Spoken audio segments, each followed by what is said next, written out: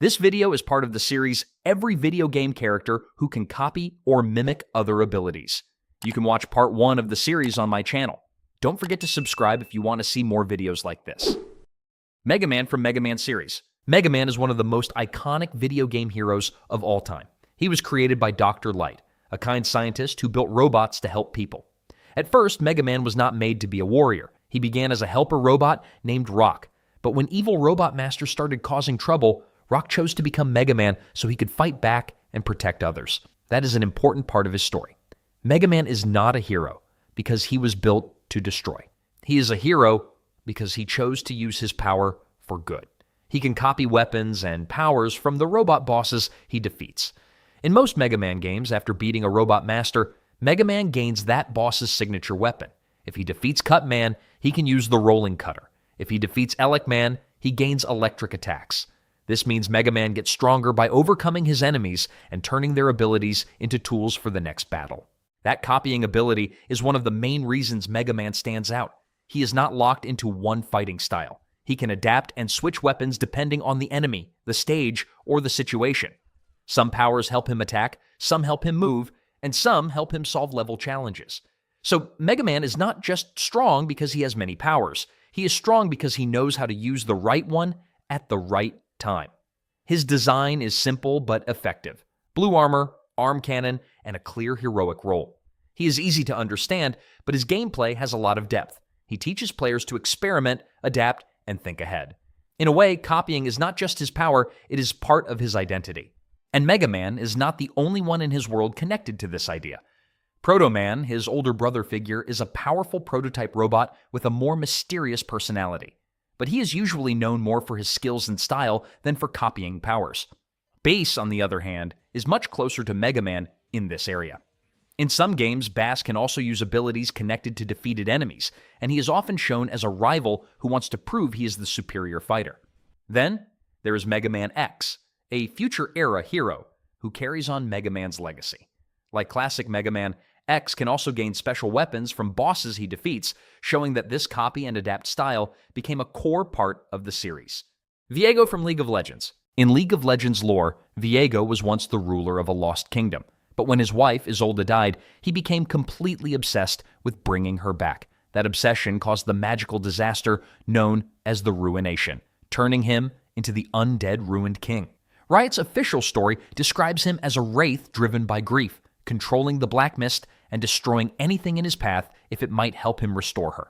That tragic background connects directly to his special ability. Viego does not just steal one spell like Rubik or one ultimate like Silas. His passive Sovereign's Domination lets him temporarily take over the body of an enemy champion that dies after he helped kill them. When he attacks the fallen enemy's wraith, he possesses that body, heals, and gains access to that champion's basic abilities and items, while still keeping a free cast of his own ultimate, Heartbreaker. Most ability thieves only borrow one move. Viego steals almost the whole champion for a short time.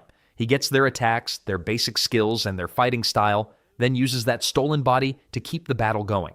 If he gets one takedown in a team fight, he can often chain that into another. That makes him extremely dangerous in messy fights, because every defeated enemy can become his next weapon. One more useful thing to know about Viego is that his copy mechanic is really more like possession than imitation. That is important because it matches his theme perfectly. He is not a clever magician studying spells or a shapeshifter changing form for fun. He is a haunted king taking over the bodies of the fallen and using them to continue his attack. That is why Viego feels more intense and more aggressive than most copy-based characters.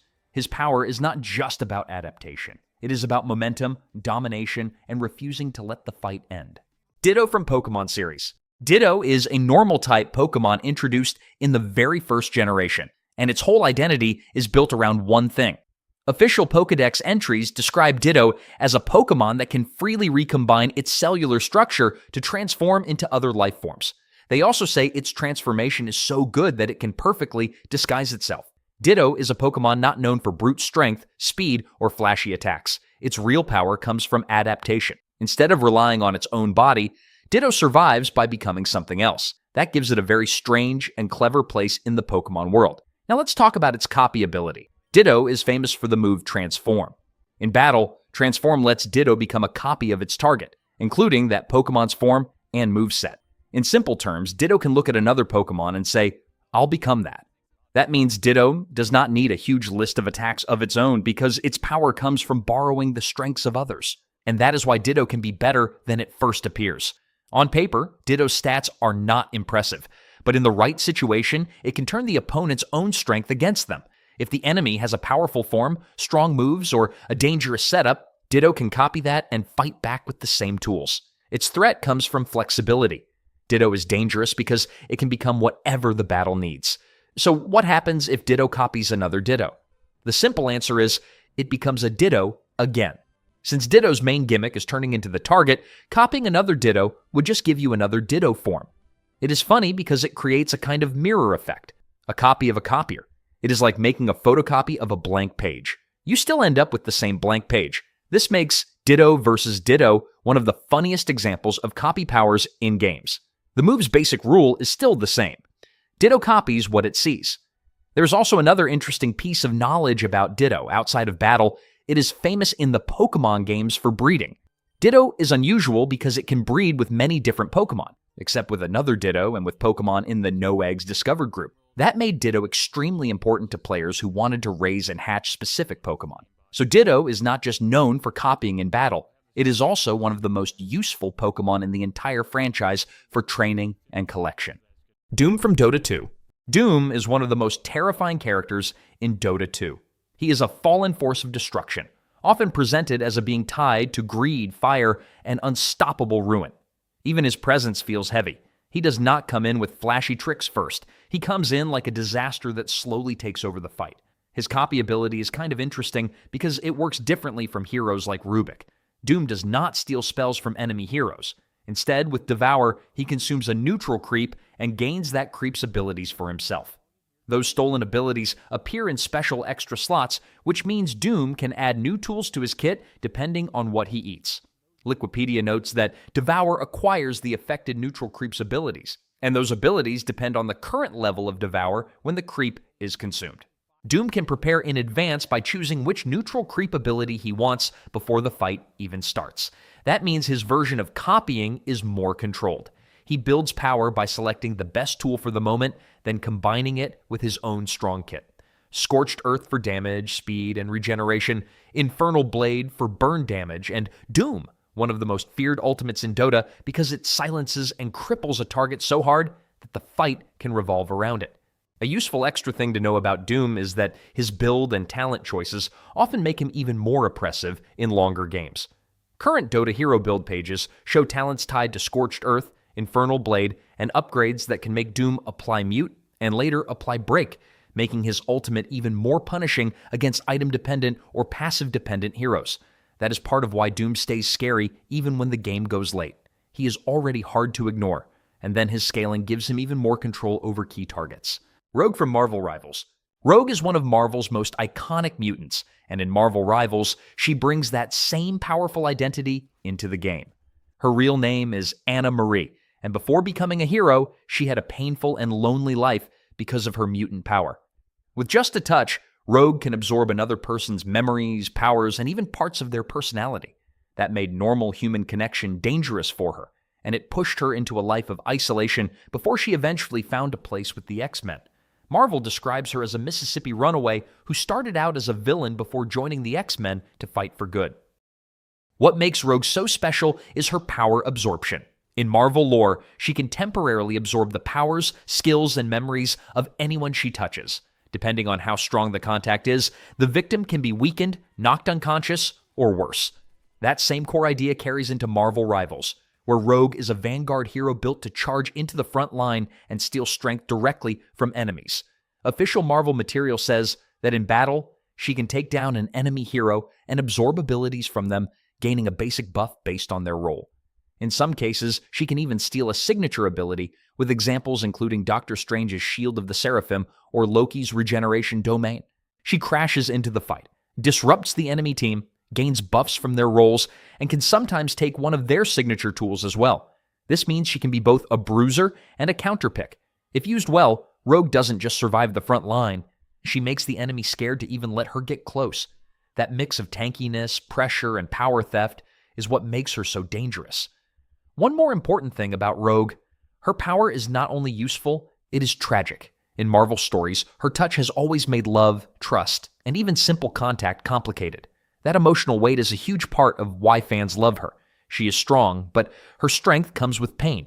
In the comics, she also became famous for absorbing major powers from characters like Carol Danvers, showing just how high her ceiling can be when her absorption goes too far.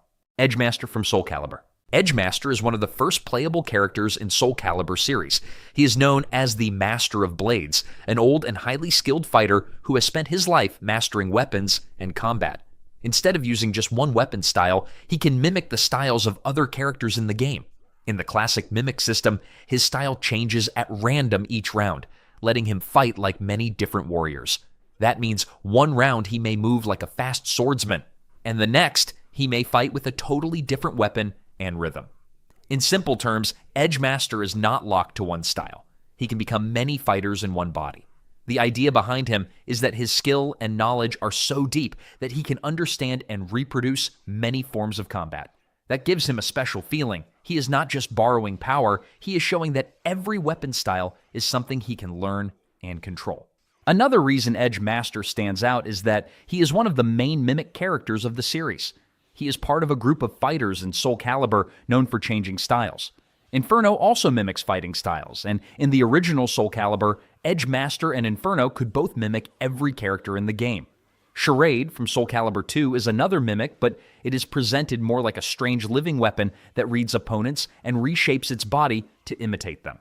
In Soul Calibur 5, Killick returns as a mimic focused on male characters' styles, while Elysium mimics female characters' styles.